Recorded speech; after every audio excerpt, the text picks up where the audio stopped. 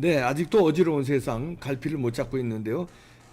국가의 어른으로서 갈피를 유일하게 잡아주고 계십니다. 박찬정 변호사님 모셨습니다. 어서 오세요. 예, 안녕하십니까. 이재명 강경파들이 여전히 목소리를 세게 내고 뭔가 단합하는 움직임을 보이는데요. 이 대표께서 어지러운 세상이라고 하셨는데 네. 어지러운 세상 정도가 아니고 어지럽고도 어지러운 세상이 네. 지금 계속되고 있어요. 그 지난 주일서부터 지금까지 이어져 오는 것 중에 네. 제 귀를 크게 의심한 건 아니지만 조금 의심했던 발언이 이런 게 있습니다. 이재명 대표의 최측근 이른바 친문 계열의 좌장 중에 한 사람이고 경기도 지역에서 국회의원 자그마치 5번이나 당선됐던 안민석 의원. 네. 안민석 의원은 주요한 고위마다 늘 출연을 하지요. 그렇죠. 최순실 사건 때 제 기억으로는 최순실이가 박정희 대통령 비자금 300조를 한 것 같아. 네, 300조를 주로 독일 지역에 숨겨놨다. 내가 그거 찾으러 간다. 네. 그리고 소송 당해버렸거든. 네. 허위사실 유포로 1억 명예훼손 손해배상 청구 소송을 법원이 인정했어요. 네. 최순실 씨가 제안한 소송. 그때 그 얘기를 듣고 3천억을 관리했다라든지 그러면 또 조금 3조라든지 하면 나도 긴가민가 이러겠는데 300조라 하는 거는 박정희 대통령 18년 통치 기간에 해마다 예산 누계 18년치 다 합해도 내가 대강 계산해보니까 다 합해도 3조가 안 돼요. 근데 300조라니. 그게 300조라는 게 얼토당토. 하늘에서 뚝 떨어진 것도 아니고 이 땅덩어리 다 팔아먹어도 300조가 되지 않는데 하여간 뭐 그래서 안민석 이름이 그 뒤에도 이제 가끔 출몰할 때마다 좀 황당한 얘기를 하기 때문에 네. 이게 일단 뭐 좀 외람된 얘기지만 덮어놓은 이름인데 지난주일에 이 민주당의 분당은 정신적 분당 상태에 이르렀다. 네. 그러니까 이걸 극복하는 것은 당내의 어떤 일련의 조치나 결단으로는 불가능한 상태고 네. 외부에 사회적 폭력 같은 것이 유발돼야 그러니까 외부의 자극이나 작동으로 이게 내부가 단결시키게 되는 어떤 계기 그 폭동 같은 거 말씀하시는 거예요? 그 사회적 폭동이라는 용어를 써서 사회적 폭동. 사회적 폭동이 일어나면 내부에서 이게 이재명 나가라 어쩌라는 소리가 잠잘 거 아니냐 이런 얘기예요. 그래서 그 대표적인 것으로 이게 후쿠시마 사태를 꼽고 있는 것 같아요. 그러니까 IAEA에 지금 검사가 진행 중이다. 그 결론이 안전하다. 기준치의 허용 기준치다. 이런다 하더라도 민주당은 아니다. 믿지 못한다. 그 이재명 대표가 일관되게 후쿠시마산 수산물을 수입을 해서는 안 되는 게 독극물을 우물에 넣은 거나 마찬가지다. 그 우물에서 뛰놀던 생선을 우리가 갖고 들어오는 것이다. 독극물. 그러니까 방사능 폭탄이다. 근데 이런 식으로 계속 부부되니까 IAEA의 발표 앞으로 어떻게 나올지는 모르겠으나 그러니까 국무총리와 이 외교부 장관, 이 해양수산부 장관이 이번 주일에도 국회 질문 답변에서 IAEA의 과학적 검증을 우리는 기다리고 있다. 그래도 그 결과를 의심하면 국무총리가 내 물 마시겠다고 그랬어. 네. 내 물 마시겠다고. 그런데 제가 보기에 우리는 그 경우에 물을 누군가가 마셔야 될 것 같아요. 네. 지금 11개국이 IAEA의 검사단에 들어가 있고 그게 시간적으로 제1가령 그것이 심각한 유출수에 오염수를 정류한 유출수. 네. 그 유출수가 이 상태로 유출해도 되는지를 지금 검사하고 있는 게 IAEA인데 맞아요. 그 유출수에 문제가 있다 그러면 제1 피해자 피해국이 미국이에요. 시간적으로도 이게 물이 흐르는 속도가 알류산 열도에서 알라스카로 해갖고 이 캐나다 해안과 미국 해안, 멕시코 해안으로 이렇게 돌아오니까 우리 약 5년 걸립니다. 5년 걸리는데 제1 피해 지역이 미국이 되게. 네. 그러니까 미국까지도 IAEA의 검사 결과를 받아들이는 마당인데도 유독 대한민국만이 이게 야당의 등살에 결국은 누군가가 그 물을 마실 수밖에 없는 이런 극단적 상황까지로 이게 몰고 가려고 하고 있다.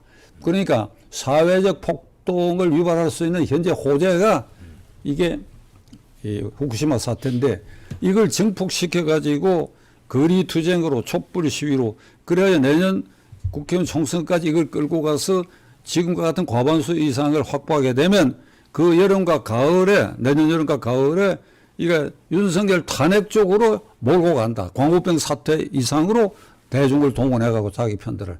그러니까 이런 모델을 예상한 사회적 폭동이 유발돼야 당내 이게 분열이 이게 막아진다. 이런 얘기를 태연하게 하고 있는데 이것은 이 공리를 깨는 망동이고 망발이고 지나치면 역적 행위라고 할 수밖에 없습니다. 이 공리라는 게 뭐냐면 물리, 화학, 과학의 세계에서 공리, 예를 들면 수학의 경우에 불변하는 그렇지. 정답이라는 이게 얘기죠. 모든 사람이 인정하는 진리와 도리가 공리인데 네. 과학의 세계의 공리는 그 삼각형의 경우에 세 변이 있는데 세 변이 중에 두 변을 합해서 한 변보다 작을 수가 없어요. 그렇죠. 삼각형의 한 변은 반드시 나머지 두 변을 합한 것보다도 짧다. 그죠. 그 내가 중학교 다닐 때 연습지에다가 계속 그려봤어. 이렇게 그려가 요렇게 이렇게 해봐도 아무리 그려봐도 그게 공리죠. 이제. 그게 공리다 이게. 그게 공리인데 그럼 우리 공동체의 공리는 뭐냐 하면 헌법 질서를 지키는 거예요. 헌법 질서. 그러니까 우리 5천만이 헌법을 그 체제 안에서 우리가 삶을 영위하고 있는데 그 헌법은 누가 만들었냐? 우리 국민의 결단으로 헌법이 만들어진 거예요. 48년 8.15에 그래야 정부가 수립되었고 정부 수립된 지 지금 꼭 75주년을 이제 맞이하는 그런 시기인데 그 헌법 질서라고 하는 게 민주공화정이다. 주권은 국민에게 있고 모든 권력은 국민으로부터 나온다. 그리고 그 국민이 투표로 국회의원과 대통령 뽑아서 그 국회의원과 대통령이 정부를 조직하고 법을 만들고 그리고 사법부를 구성을 한다. 그리고 그 틀 안에서 정당 활동을 하고 정당은 민주적으로 운영돼야 되고 이 조직 목적이 민주적이어야 되는데 그게 위반되면 정당이 해산될 수도 있다. 그리고 국회는 정당 소속의 추천을 받고 국회의원이 되었다 하더라도 개별 국회의원은 국민의 대표자로서 뽑혔기 때문에 헌법 46조의 국가이익을 우선하여 양심에 따라 직무를 행하고 이 자율권은 누구도 침해할 수 없다. 그러니까 이게 헌법적 공리죠. 공리죠. 네, 헌법. 이게 공리야. 이게 5천만 국민의 현재의 공리야. 이 공리에 위반되고 우리는 김정은 체제, 김일성 이래의 3대 세습 황제 체제를 존중한다. 그러면 언론의 자유가 있으니까 그 말 자체는 용납이 될지 모르겠으나 그것에 따른 행동을 하든지 하면 그거는 이제 이 사법적 처리 대상이 되고 그러니까 만약에 끝내 그런 생각이라면 그럼 북으로 가야지요. 그러니까 북한에 있어서 정치적 공리라고 하면 3대 세습 체제고 4대 5대로 가는 황제 체제다 이거 아니에요. 그렇죠. 우리하고는 전혀 다르단 말이에요. 그러니까 우리가 이 공리를 지켜내는데 사회적 폭동을 유발시켜 가지고 그걸 뒤집어 한 정당의 운명을 결정하고 이걸 좁혀서 보면 결국 이재명을 방탄으로부터 보호해 가지고 계속 당 대표 자리에 있게 해서 내년 국회의원 선거까지도 공천권을 행사하게 하고 그렇게 해서 그 여세를 몰아가지고 아까 말씀드린 것처럼 윤석열 정권을 엎어버리고 그렇게 되면 이재명이가 살아난다. 여기에 이 초점이 맞춰져 있다고 하니까 이게 얼마나 사악한 짓이냐 이거죠. 이게. 여기에 지난 6년 동안에 아까 그 서정욱 변호사도 강조했지만 말이지. 지난 6년 동안에 이 대법원이라는 게 정권과 유착되고 정권과 관계되는 모든 사건에 있어서는 그 앞잡이 노릇을 했거든. 그러니까 대법원도 이게 공리를 깼다고. 어떤 공리냐? 모든 법관은 헌법과 법률에 의하여 양심에 따라 재판을 하며 신속하고 공정한 재판. 공정하고도 신속한 재판을 해야 되는데 이게 김명수 대법원 체제 아래에서는 이재명, 문재인 등과 연관된 조국과 연관된 정권과 유관된 사람들의 사건에 있어서는 덮고 뭉개고 늦추고 이렇게 해서 이 공리를 그 공리를 깨는 사이에 어떤 일이 벌어졌냐. 그저께 조국 전 장관이라는 이름 묻히는 게 내가 사실 싫은데. 조국이라고 그러시죠. 뭐. 그러면 일단 장관을 했으니까 그 이름은 존중해 줘야 되겠지. 조국 전 장관이 서울대학교 교수직에서 파면을 됐거든요. 네.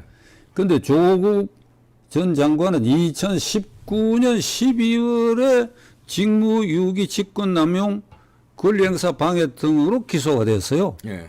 딸 그 입학 전형 서류 위조한 거와 부산시 경제부시장 유재수의 뇌물 사건을 덮는 공작을 한 것에 대해서 2019년 12월에 기소가 됐는데 2020년, 2021년, 2022년, 2023년 금년 1월 3년 1개월 만에 1심에서 징역 2년의 실형이 선고됐어요.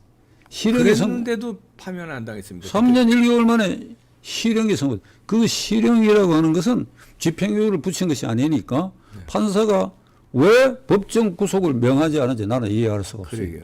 2년 실형감이면 법정 구속을 해야지.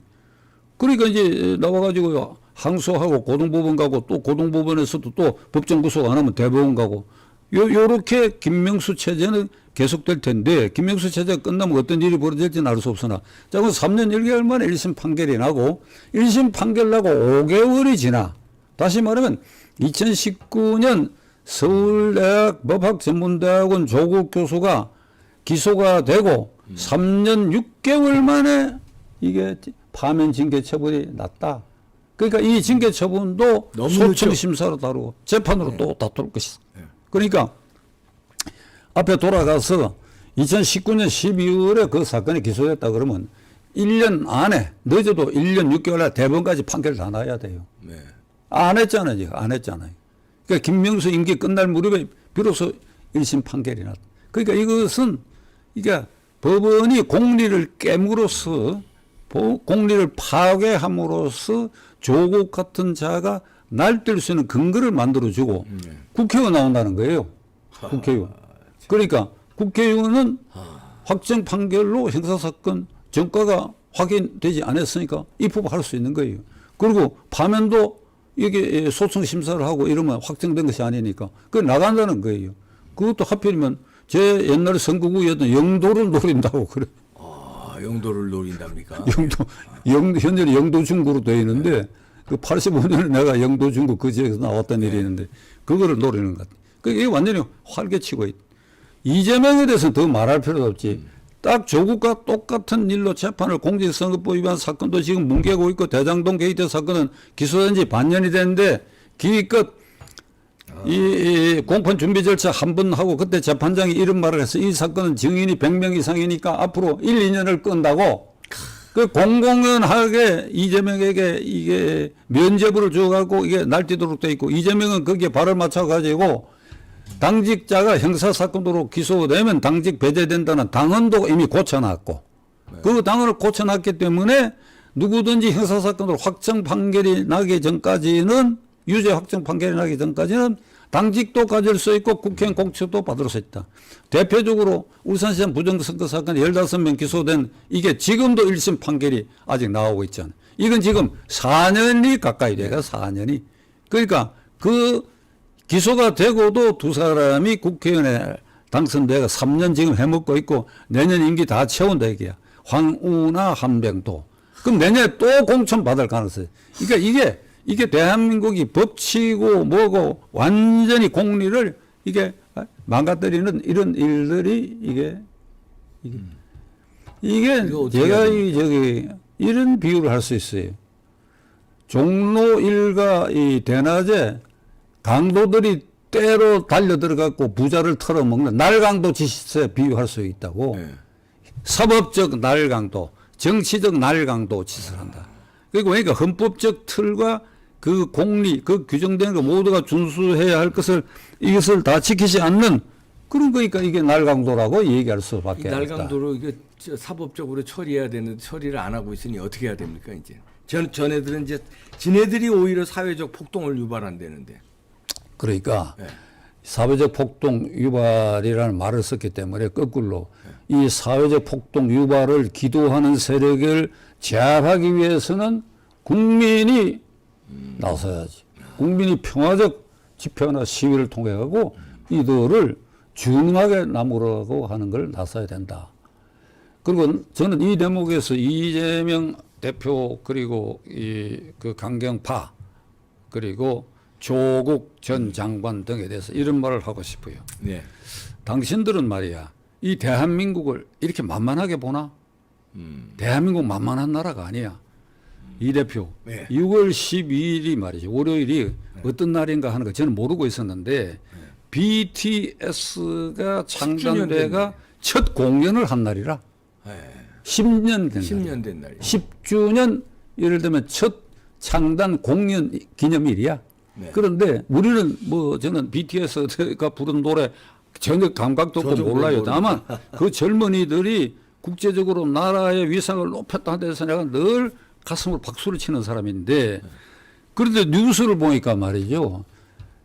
6월 10일 며칠 전서부터 미국, 인도네시아, 동남아, 구라파, 심지어 중국에서까지 BTS 팬들이 한국으로 몰려들었다는 거 아닙니까? 우리 눈에 그게 구분이 안 돼서 그렇지. 엄청 비행기 예약 만석을 타고 다 돌았다는 거예요.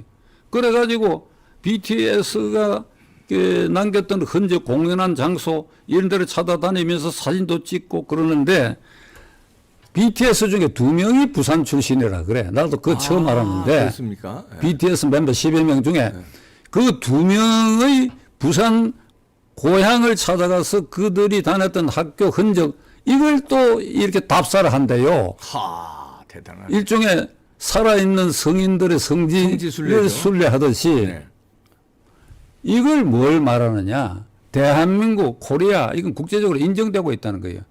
한국 여권을 갖고는 만만치 어느 않다. 나라를 가도 지금 전혀 문제없이 통과될 수 있는 220개 국가 중에 180개국 이상에서 한국 여권이 존중되는 게 1등이라는 거 아닙니까 지금? 예. 1등이고 어디 BTS 뿐입니까? 여자 골프는 우리 어린 딸들이 완전히 지금 장악했죠. 박세리 이래에 20년을 세계 제패하고 있대. 그 유사한 건 얼마든지 많죠. 손흥민을 비롯해가지고. 그것뿐입니까? 우리는 이제 G7 국가에 등극했고, 그 다음에 이 국제적으로 우리 국가 위상이 완전히 이게 상향된 이 간단치 않는 나라. 저는 오늘도 광화문을 통과했는데, 광화문의 미 대사관과 그 경제개혁은 건물로 쓰던 지금은 시립박물관이 돼 있을 겁니다 아마. 네.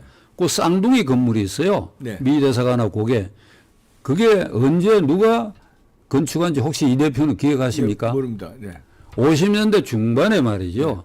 필리핀 건설회사가 필리핀 기술자를 동원해가 필리핀 기술자가 만든 건설 도면에 의해서 건축한 것입니다. 그러니까 우리가 저걸 어디서 건축했냐 그러면 현대건설 아니냐 이런 대답이라고 아니야. 그때만 해도 아주 열악한 나라인데 우리가. 예. 장충체육관. 그것도 장충체육관. 필리핀이 져줬죠. 그것도 같은 시기에 필리핀 기술자와 필리핀 건설회사가 예. 그 한국 건축기술로는 그게 도움을 못 만들어요. 예. 이게 50년대의 불과. 우리의 수준인데 그 뒤에 지금 어찌 됐습니까? 우리가. 이게 지금 아부다비인지 저쪽에 가면 100몇 층 빌딩 짓고. 두바이 뭐 이런데 뭐. 엄청나지요. 그뿐입니까? 우리는 이 아세안 게임을 86년에 개최했고 88년에 또 하계 올림픽, 동계 올림픽, 축구시아 월드컵 이걸 다 한 이게 하계 동계 월드컵. 그다음에 이 월드컵 이 세 개를 다 한 나라가 일본, 한국, 미국 뭐 이런 나라밖에 안 돼요. 네. 그러니까 우리의 국가 위상이 이만큼 높아졌다. 무엇보다도 G7 국가에 등극했다. 이런 나라의 이 정치 먹고 사는 사람들이 정치하며 먹고 사는 사람들이 여기에 침을 뿌리고 여기에 칼질을 하고 그렇게 해서 오로지 나와 내 세력만이 살아남겠다 하는 생각으로 국격과 국익과 국가 위상을 떨어뜨리고 있다. 이번에 이재명 대표가 주한대사를 만나갖고 일어난 이 파동도 우리의 이런 국격을 떨어뜨리고 국익을 훼손한 아주 엄청난 나는 역적질이라고 봅니다. 네. 그 이재명 대표가 처음 찾아간 동기는 요 생각을 했던 것 같아요. 후쿠시마 사태를 증폭시키기 위해서 중국도 우리 야당 이용하려고, 주장에 활용하려고. 동조한다는 요 말을 받아내려고 이게 유튜브 가져가. 방송 시설까지 갖고 들어서 떡 장치를 해놨더니 어랍쇼. 그래야 한국 정부를 공격하는 말인데 그 시행 추경의 그 말은 그 말이 빌미가 되어 전쟁도 일으킬 수 있는 사태의 폭언입니다. 예. 비엔나 협약에 의하면 어느 나라 대사관 간에 그 주재국에 가서 내정 간섭하는 말을 절대로 못하도록 돼 있어요. 그런데 뭐라고 얘기했느냐? 한국 미국 편에 설 것이냐, 중국 편에 설 것이냐? 미국이 이긴다고 보느냐, 중국이 이긴다고 보느냐? 어? 미국 편에 서면 너희들 낭패난다. 이거 전쟁하자는 소리나 마찬가지. 협박이죠. 예. 협박이. 근데 이 후유증이 지금 엄청나게 벌어지고. 한국 외교부가 시잉을 불러가지고 엄중 경고했는데, 그 다음날 즉시 베이징의 중국 외교부가 베이징 주재 한국 대사부가 더 세게 얘기를 했단 말이에요.